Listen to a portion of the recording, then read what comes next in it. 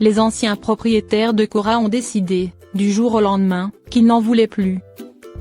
Ils se sont séparés de la chienne, qui a été prise en charge par l'association Marine Human Society, dont le refuge se situe à Novato, dans l'État de la Californie.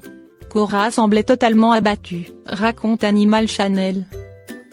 Le fait d'avoir été abandonnée avait, bien évidemment, de quoi la rendre triste et la désorienter, mais la chienne était dans un état de dépression si profond que les bénévoles se demandaient s'il n'y avait pas autre chose à l'origine de ce mal-être. Peu après son arrivée au refuge, Cora a été examinée par un vétérinaire. Elle restait dans son coin et n'interagissait quasiment pas. Le spécialiste a découvert que la chienne avait récemment mis bas. Et là, les choses sont devenues beaucoup plus claires. Voilà pourquoi elle paraissait anéantie. Elle avait des chiots dont elle était privée. L'équipe de la Marine Human Society a compris que ses anciens maîtres avaient décidé de garder les petits chiens et de se débarrasser de leur génitrice. Celle-ci avait pourtant besoin d'eux, et vice-versa. Des retrouvailles poignantes entre une mère et ses petits. Les bénévoles se sont alors rendus chez ces personnes et, après de longues tractations, ont réussi à les convaincre de les laisser emmener les chiots, pour qu'ils puissent retrouver leur maman. La vidéo ci-dessous montre les émouvantes retrouvailles entre Cora et sa progéniture, dans son box au refuge. Dès qu'elle a reconnu ses chiots, son attitude a totalement changé. La chienne amorphe et profondément triste a instantanément retrouvé sa joie de vivre et n'a cessé de remuer la queue. Comme Cora, les chiots ont été nommés en référence à des personnages de la série britannique d'Downton Abbey, Mollesley, Branson, Edith et Carson. Les chenilles processionnaires et le chien, prévention, symptômes et gestes d'urgence à adopter. La chenille processionnaire et les chiens ne font pas bon mélange. Cet insecte peut causer des lésions impressionnantes à l'animal qui a le malheur d'y goûter. La chenille processionnaire est un insecte, enfin techniquement. La phase larvaire de l'insecte, qui mue en un papillon de nuit, Tomotopoa pithiocampa. Les nids en soie sont facilement visibles lors de la métamorphose, autour de février/mars. La chenille a tendance en plus à vivre en colonies qui peuvent compter des centaines d'individus, envahissant les pins sur lesquels elles se nourrissent.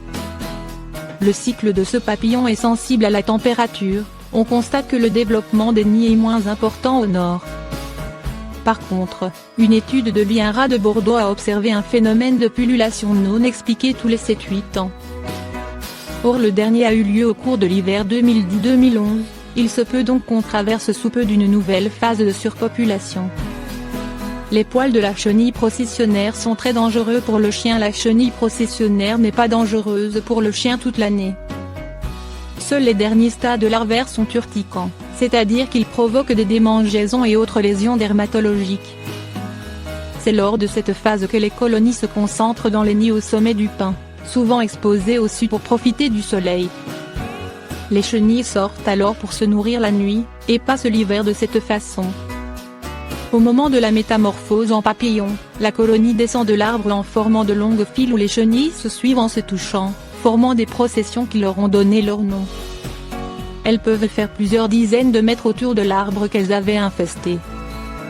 Les chenilles s'enterrent ensuite pour former le cocon de métamorphose, qui attendra de bonnes conditions climatiques pour éclore. Ce sont les poils de la chenille qui lui donnent ce pouvoir urticant. Très fragile, les poils se cassent au moindre contact ou stress et peuvent s'envoler.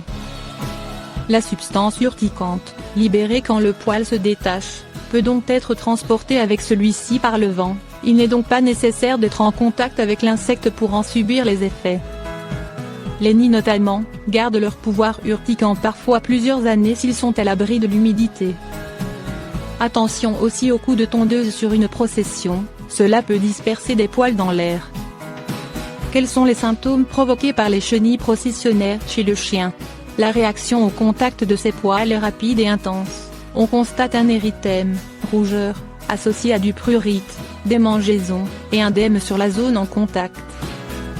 Les muqueuses sont particulièrement sensibles, notamment respiratoires ou oculaires. Les lésions peuvent aller jusqu'à une nécrose partielle des tissus, c'est-à-dire une mort des cellules non naturelles, souvent observée lorsque l'animal prend la chenille en gueule. Le plus dangereux reste la réaction allergique, pouvant provoquer des œdèmes de quinque ou un choc anaphylactique. Comment protéger son chien des chenilles processionnaires? En général, la gestion sanitaire des chenilles se fait localement, par destruction des nids lors de fortes infestations. Diverses méthodes sont utilisables, de l'épandage chimique ou la destruction des pins peu écologiques à la gestion biologique de la chenille, avec ses prédateurs et ses parasites naturels. Il existe même des méthodes originales, comme le piégeage des mâles avec des substances attrayantes imitant la femelle. Mais cela ne concerne que les cas d'infestation proches de nos lieux de vie. Il n'est pas envisageable de traiter des forêts entières.